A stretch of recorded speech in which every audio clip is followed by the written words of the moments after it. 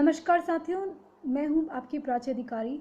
खबर बहुत दुखद है। 2 दिन पहले की घटना है पश्चिम बंगाल से। ये दुखद समाचार है। जैसे कि पश्चिम बंगाल से दुखद समाचारों का आना, और वो भी खासकर हमारे हिंदू समाज के लोग, चाहे वो किसी भी तबके के हों, चाहे वो किसी भी विभाग के हों, उनके साथ दुराचार हो रहा है और उनको एक ऑफिसर ना समझ के केवल एक काफिर समझा जा रहा है। ये आप जानेंगे कैसे हुआ। ये कि किशनगंज, बिहार के किशनगंज थाना इंचार्ज यानी कि एसएचओ, उनको सूचना मिली मुखबिर के आधार पर कि जो वहाँ पर एक मोटरसाइकिल चोरी हुई थी, उसका एक ग्रोह है, एक गैंग है जो इस्लामपुर पश्चिम बंगाल के इलाके में आता है, वहाँ पर दिखाई दिया है, या जो उसके संगिंद है वो दिखाई दिए हैं। तो ये एक ऑपरेशन चलाते हैं। ये वहाँ जाते हैं छापेमारी के लिए इस्लामपुर पे, जो कि पश्चिम बंगाल में पड़ता है। और वहाँ जब जाते हैं तो वहाँ भीड़ पहले से मौजूद रहती है और मस्जिदों से वो भीड़ अनाउंसमेंट करके जुटाई जाती है। सारे लोग वहाँ रहते हैं। अब आपको ये सोचने वाली बात है, जैसा कि एसएचओ अश्विनी कुमार के भी भाई बोल रहे थे कि उस भीड़ को कैसे पता चला कि ये अश्विनी कुमार आने वाले हैं, क्योंकि ये तो ऑपरेशन जितने भी होते हैं, जब छापेमारी के लिए या रेड के लिए जाते हैं तो ऑपरेशन जो होते हैं बहुत सिक्रेटिव होते हैं, यानी कि खुफिया तरीके से होते हैं। कोई भी ऑपरेशन चाहे वो छोटा हो या बड़ा हो, खुफिया तरीके से होता है। उसके बारे में पहले से कैसे पता चल गया। दूसरा, वहाँ जो उनके साथ लोग गए थे, उन लोगों ने, ये जॉइंट ऑपरेशन था या क्या था, इसमें उन्होंने गोलियां क्यों नहीं चलाई उनके साथियों ने, वो वहाँ से भाग क्यों गए। तो अगर वो गोली चला देते, जो उनके साथी थे, सिपाही थे, आत्मरक्षा के लिए, तो भी कुछ नहीं होता, उनसे कोई सवाल जवाब नहीं होता। और भीड़ का अनाउंसमेंट करके मस्जिद से लोग बुलाना, मतलब आप जो लाउड स्पीकर हैं, ये आज़ान देने के साथ साथ, लोगों को डिस्टर्ब करने के साथ साथ, ये आप इसलिए भी रख रहे हैं कि आप हमारे लोगों की अर्थी का सामान बनाने के लिए भी ये लाउड स्पीकर है। आप तो काफिरों की कोई चीज़ लेते ही नहीं है, तो ये लाउड स्पीकर भी तो काफिरों के हैं बनाए हुए। ये फ़ोन का इस्तेमाल, जिससे आप लोगों को, भीड़ इकट्ठा करके लोगों को मोबिलाइज करते हैं हम लोगों को मारने के लिए, हमारे लोगों को मारने के लिए, वो भी तो काफिरों के बनाए हुए हैं। तो ये अब आपको देखना होगा कि चाहे कोई भी डिपार्टमेंट हो, कोई भी नेता हो, कोई भी व्यक्ति हो, ये केवल उसे मुसलमान और काफिर करके इनकी सोच है और उसी सोच के हिसाब से चल रहे हैं। ये मुसलमान है तो उसको मत मारो, ये काफिर है तो उसको मार दो। या कोई मुसलमान इक्का दुक्का जो नॉर्मल बात करे कि इस चीज़ से समाज में नफरत फैल रही है तो उस चीज़ को ख़त्म किया जाए। अगर कोई वाकई में समाज सुधार की बात करे, रिजवी जैसा, तो उस पर जुडिशरी में बैठे जिहादी भी उस पर पाबंदी और पेनल्टी लगा देते हैं ताकि उसकी हिम्मत टूट जाए। तो ये जो हुआ है, और एसएचओ की बेटी को जो मैंने रोते हुए देखा, और वो उतनी छोटी लड़की जिस तरह से मैच्योरिटी से कह रही थी कि मैं घर की बड़ी बेटी हूँ और सारे बच्चे अपने पापा से ये उम्मीद करते हैं, वो उम्मीद करते हैं, वो उनकी रक्षा करते हैं। मेरे पापा तो खुद पुलिस में होके उनकी रक्षा ये ऑफिसर्स नहीं कर पाए, डिपार्टमेंट ने उन्हें छीन लिया।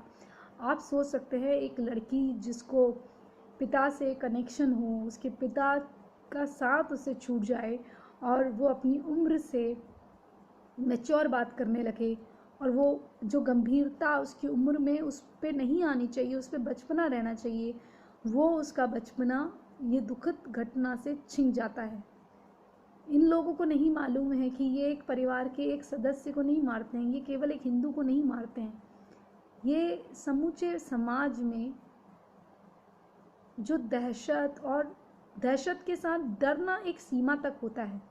मुझे लगता है कि ये जितने भी बलिदान हो रहे हैं हमारे सनातनियों के, ये एक ना एक दिन ऐसी ज्वालामुखी बनेंगे कि जब ये ज्वालामुखी बहुत दहकेगा तो फट जाएगा। और जब ये फटेगा ना, तो लावा जब फटता है, जब वॉल्केनो ब्लास्ट होता है, वो इतना गर्म होता है कि जो भी उसके संपर्क में, उसके साथ में आता है, वो जल के उसी में मिल जाता है, पिघल के, तो सरेंडर हो जाता है। तो मेरे कहने का मतलब ये है कि जिस तरह से मस्जिद से अनाउंसमेंट हुआ है, इन लोगों के खिलाफ क्यों नहीं अब एक सख्त कदम लोग उठाते। क्या सारी चीज़ें सरकार और प्रशासन करेगा? जैसा कि लोग जागरूक हो रहे हैं क्या आप लोगों को ज़रूरत नहीं है कि आपके अगल बगल जब लोगों के साथ ऐसे अन्याय हो रहा है, कोई सड़क में किसी औरत को चाकू मार रहा है, तो मैं देखती हूँ कि कैमरे में, सीसीटीवी कैमरे की जो फुटेज है, आदमी निकल के आ रहे हैं 6-6 फीट के और देख रहे हैं और अंदर चले जा रहे हैं। अगर वही आदमी किसी कोई जब जिहादी इस प्रकार की घटना कर रहा है, 4-5 डंडे उसके हाथ में मार के उसका चाकू गिरा दें, या भीड़ जो है उसमें अगर गोलियां चला देती पुलिस, तो ये बच सकते थे और वहाँ से जा भी सकते थे, सेना बुला सकते थे। पर ये जो ममता बनर्जी ने बंगाल की दशा करी है, ये तो बांग्लादेश से भी खतरनाक हो गया है। ऐसा लग रहा है कि जैसे सीरिया मौसूल हो और बिल्कुल तबाही का आलम हो और हिंदू होना एक पाप हो गया हो। तो मैं आपसे निवेदन करती हूँ कि आप अच्छा इंसान, बढ़िया इंसान बनने की जगह एक योद्धा बने और ये रण है इसमें कूदे, वरना आपका अस्तित्व मिटाने की तैयारी है। एक अब्दुल सब्जी लेने भी जाता है तो हाथ में मौके की तलाश में होता है, चाकू लेके जाता है, लेकिन हम तैयारी में ही नहीं है। कृपया तैयारी रखें। ये जो घटना हुई है बहुत दुखद है।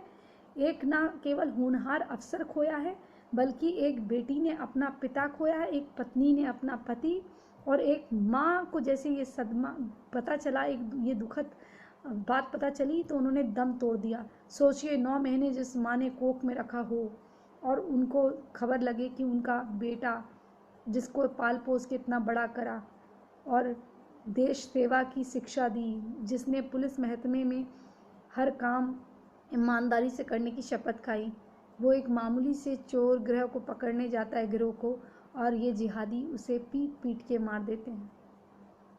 ये कैसा हो रहा है? अब तो खुल के कहना चाहिए सरकार को कि हाँ, हमारे देश में जिहाद चल रहा है और हमको इसको नियंत्रण रखने के लिए जो करना पड़ेगा करेंगे। देखते ही गोली मारनी पड़े मारेंगे, कितनों को मारना पड़े मारेंगे। ये लोग तो हमारी मीनार बना देते थे मार मार के, सिर्फ इस्लाम ना कबूलने पर। मैं जानते हैं ना तैमूर लंग ने क्या करा था। तैमूर लंग एक निर्दयी, क्रूर, विध्वंसकारी, आक्रांता घुसपैठिया था जिसने हिंदुओं को इस्लाम ना कबूलने पे मारा। एक दिन में 1-1 लाख लोगों की मुंडिया काट के मीनार बना दी थी। तो वहाँ पर तब कोई ह्यूमन राइट एक्टिविज़म नहीं था, कोई मानवाधिकार नहीं था। जब हिंदू मरता है तो कोई मानवाधिकार नहीं होता, लेकिन अगर एक आतंकवादी की लाश को भी थोड़ा टेढ़ा मेढ़ा लाया जाए तो मानवाधिकार आ जाता है। अश्वनी कुमार जी के लिए कोई मानवाधिकार नहीं है, इनके लिए किसी मीडिया में जगह नहीं है। थोड़ी बहुत न्यूज़ दिखाई होगी, लेकिन उस परिवार से पूछिए जिनका सब कुछ उजड़ गया, जिनके वहाँ एक साथ 2-2 चिता फूकने की तैयारी करी गई, जिनके वहाँ 2-2 अस्थियाँ बाहर निकली, अर्थियाँ बाहर निकली।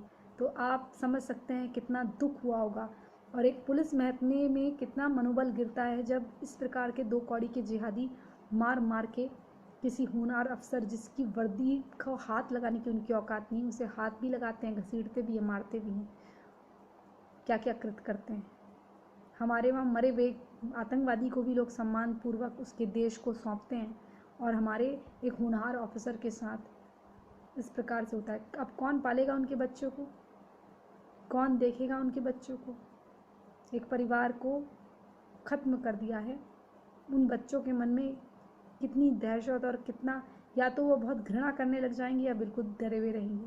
लेकिन डरे हुए तो मुझे नहीं लगते, मुझे लगता है उन बच्चों में काफ़ी हिम्मत है और भगवान करे उनकी बेटी भी इस महकमे को ज्वाइन करे, लेकिन करप्ट सिस्टम की भेंट न चढ़े, कोई अपीजमेंट की भेंट न चढ़े। अब हमें ज़रूरत है कि कोई अपीजमेंट ना हो और माइनॉरिटी कोटा ख़त्म करा जाए, क्योंकि देश में माइनॉरिटी कोटा जो है बहुत पाप करवा रहा है, इनके हौसले बहुत बुलंद करवा रहा है। इस सूचना देते हुए बहुत खेद के साथ, बहुत दुख के साथ अब मैं आपसे विदा लेती हूँ और ये चाहूँगी कि आप अश्वनी कुमार जी और उनकी शांति के लिए, उनके घर परिवार